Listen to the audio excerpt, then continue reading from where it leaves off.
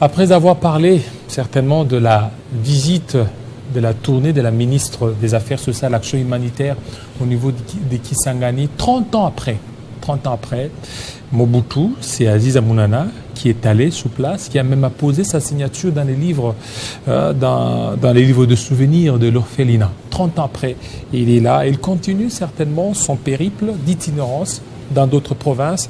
Et très bientôt, vous aurez encore d'autres nouvelles. Alors, on change des chapitres pour parler cette fois-ci de la lutte contre le détournement. Dieudonné Mouchagaloucha, bienvenue. Merci beaucoup, David. Je suis très content. Ça fait longtemps que vous ne m'avez pas laissé. Oui, effectivement, ça fait très longtemps. Très longtemps, mais vous êtes là, les plus importants. Mais avant qu'on parle de détournement, mais il y a élection au niveau du Sénat. Oui, Samalou Kondé qui est là, il y a Salomon Kalonda qui est là, qui fait face à Jean-Claude Baïndé. Un mot par rapport à ce qui se passe à la Chambre haute du Parlement. Bon, dans un premier temps ou d'entrée de jeu, il faut souhaiter bonne chance aux candidats qui ont décidé de postuler, qui sont dans la course de pouvoir faire partie du bureau définitif du Sénat. Cependant, il y a un certain nombre de principes, un certain nombre de règles qu'il faut observer, d'autant plus que le Sénat, c'est la Chambre haute du Parlement, c'est la Chambre des sages.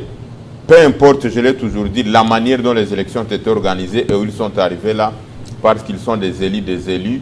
Ce qui nous intéresse, nous, comme acteurs de la société civile, étant donné que nous travaillons pour la consolidation de la démocratie, nous travaillons pour la consolidation ou l'avènement, au sens vrai du mot d'un état de droit. Donc nous pensons qu'on va respecter les textes, la Constitution, les lois, les règlements intérieurs en ce qui concerne la respiration, en ce qui concerne cette démocratie, qu'elle puisse être exprimée au niveau du Sénat à travers l'opposition. Et donc nous pensons qu'on ne peut pas parler de la démocratie si l'opposition n'est pas représentée dans les institutions. Et donc il est important qu'on puisse respecter effectivement la vraie opposition au niveau... La vraie opposition, c'est celle de Katumbi?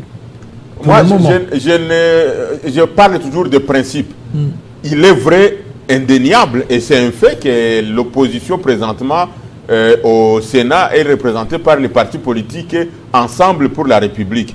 Et il se fait qu'Ensemble pour la République est piloté par Moïse Katumbi Tchapwe. Donc, pour nous, par principe, ce n'est pas la tête de Moïse, ce n'est pas les partis Ensemble qui nous intéressent, mais c'est le principe de l'opposition. Alors, la vraie opposition, effectivement, qui est incarnée par les partis politiques Ensemble, qui a désigné sur base des critères, je crois, de méritocratie, d'éthique, d'objectivité, Salomon Idi Kalonda, à qui je souhaite bonne chance après avoir subi tout ce qu'il a subi. Je sais que à voir la manière dont il travaille, quand on voit de plus près, quand on est en train de suivre ses déclarations, même son discours, on sait quand même que c'est quelqu'un qui peut apporter quelque chose de plus en tant qu'opposant au niveau du Sénat.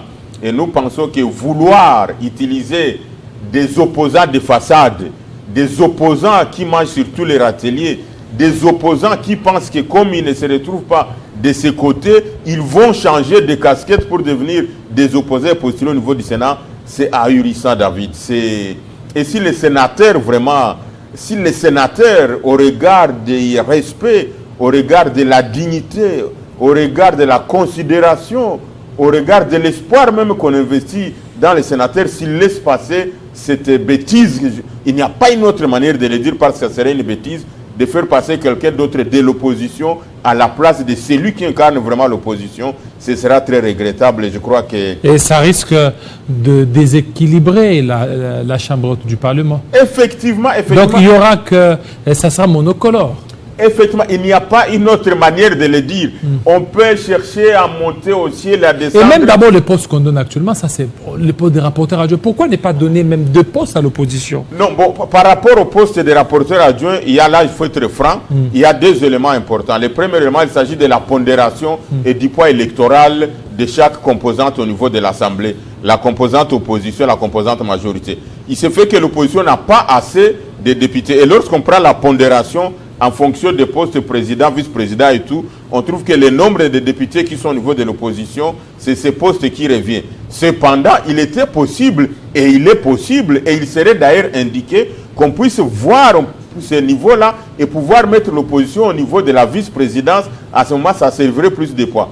Mais, les amis, comment se fait-il que même un petit poste, j'ai dit bien un petit poste, vous venez de le dire, un petit poste de rapporteur adjoint, il y a encore la majorité, l'Union sacrée Bandeko. Un petit poste, il y a rapporteur adjoint. Encore l'Union sacrée veut grignoter ce poste-là pour les ravir aux vrais opposants et les donner à un opposant de façade. Ça ne peut pas passer, ça ne peut pas passer dans l'opinion et ça va confirmer. Malheureusement, je viens de suivre mon compatriote, le député qui était ici, qu'au niveau de l'Union sacrée, il y a ceux qui torpillent les actions du chef de l'État. Ça, c'est sa position.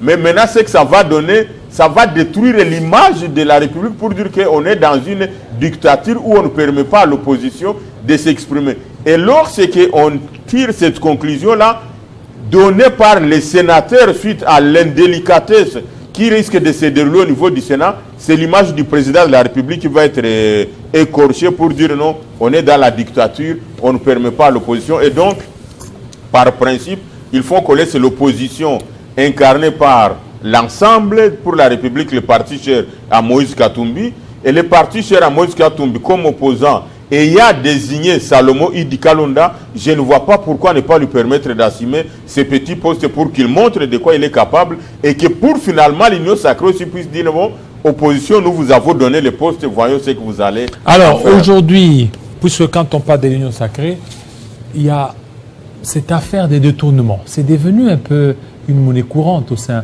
de l'Union sacrée. Beaucoup de détournements, et là, ça crée des indignations. On se demande, c'est comme s'il y a deux poids, deux mesures. Aujourd'hui, l'affaire de Nicolas Kazadi ainsi que Rubota est en train d'être étouffée petit à petit, peut-être avec le temps, alors qu'on a vu ici, il y a eu beaucoup de vagues pour d'autres acteurs. Vous ne voyez pas que c'est aussi ça, torpiller les actions du chef de l'État, Félix Tshisekedi? Absolument, absolument. Il y a beaucoup d'éléments que je peux parler, mais je vais préférer y aller d'abord par principe sur le plan des éléments rationnels.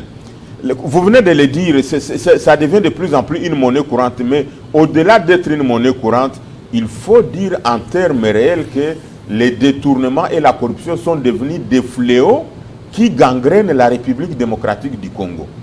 À côté d'être des fléaux qui gangrènent notre pays, c'est mal, s'il faut le dire ainsi, ou ces mots, s'il faut les prendre tous ensemble, sont devenus des réels obstacles au décollage, au développement, à l'émergence et à la reconstruction de notre pays. Parce que vous ne pouvez pas imaginer que quelqu'un, David, et dans les conclusions, nous venons de faire une journée de réflexion où nous avons fait des observations, des recommandations, mais aussi des résolutions en termes des acteurs de la société civile. Vous ne pouvez pas imaginer que quelqu'un se tape 600 millions de dollars, il se tape 100 millions de dollars à lui seul, il se tape 40 millions de dollars à lui seul, comme si la RDC Zamboka Papa Nae, et que nous les autres, tout ce que nous payons comme argent, comme contribuables congolais, que ce soit au niveau des fiscs, que ce soit au niveau des GoPass, que ce soit au niveau de tout ce qu'on prend comme argent, et que ce soit au niveau des retenues pour ceux qui payent les salaires, que ce soit vous-même lorsque vous achetez quelque chose dans les marchés, on prend ce qu'on appelle la TVA. Il ne faut pas oublier que tout cet argent qu'on ramasse dans la poche de chaque Congolais, cet argent rentre dans l'assiette globale. Et lorsqu'on puisse dans cette assiette globale, pour prélever d'une manière indue l'argent à travers les différentes méthodes que nous avons dénoncées, que nous allons démontrer ici, chaque Congolais désormais doit prendre conscience. Et c'est ça notre rôle comme acteur de la société civile. J'en appelle à tous ceux qui ont l'occasion de suivre cette émission. Lorsqu'on vous parle de détournement, sachez bien qu'on a pris un peu de votre argent. Que ce soit l'argent pour les travailleurs, lorsqu'on prend des retenues, lorsqu'on prend des contributions, lorsqu'on prend des TVA, lorsqu'on paye des GoPass, lorsqu'on paye tout ça, c'est l'argent qui quitte la poche de chaque citoyen congolais qui est détourné par ces délinquants financiers. Et donc, il va falloir qu'on arrive à une conscience collective. Mais ces délinquants financiers, c'est vous aussi, acteurs de société civile, lorsqu'ils sont arrêtés, ils viennent vous contacter, vous changez de langage, vous commencez à leur apporter des soutiens, c'est ça aussi le problème. Non, là il faut faire la différence. On essaie d'analyser. Lorsqu'on trouve qu'il y a aussi des victimes dans ce domaine-là qu'on peut accuser injustement, à ce moment-là, on analyse et si on trouve qu'il y a des éléments qu'il faut mettre à la surface, on les fait. Lorsqu'on trouve qu'on a biaisé la procédure, on le fait en termes d'état de droit. Et donc, c'est la main. Par rapport à ces détournements, par rapport à ces méthodes qui ne cessent d'accroître de corruption, il y en a 4 au moins qu'on est en train de remarquer pour aujourd'hui. Donc, il y a la question liée, comment il faut dire, malgré les efforts qui sont en train d'être fournis par l'IGF, malgré les efforts qui sont en train d'être fournis par la Cour des comptes, malgré la mission qui est assignée à l'ALPC, malgré les objectifs du CNRF, je parle de ces organes-là, je crois même au niveau du ministère de la Justice, il y a également une institution chargée de lutte contre l'impunité. Vous voyez qu'il y a autant d'organes qui sont impliqués dans la lutte contre les détournements, dans la lutte contre la corruption, mais le résultat n'est pas tout à fait satisfaisant. Et donc, alors, quand nous avons fait cette analyse d'une manière vraiment impersonnelle, nous pensons qu'il va falloir que ces organisations-là, ces structures puissent travailler en synergie.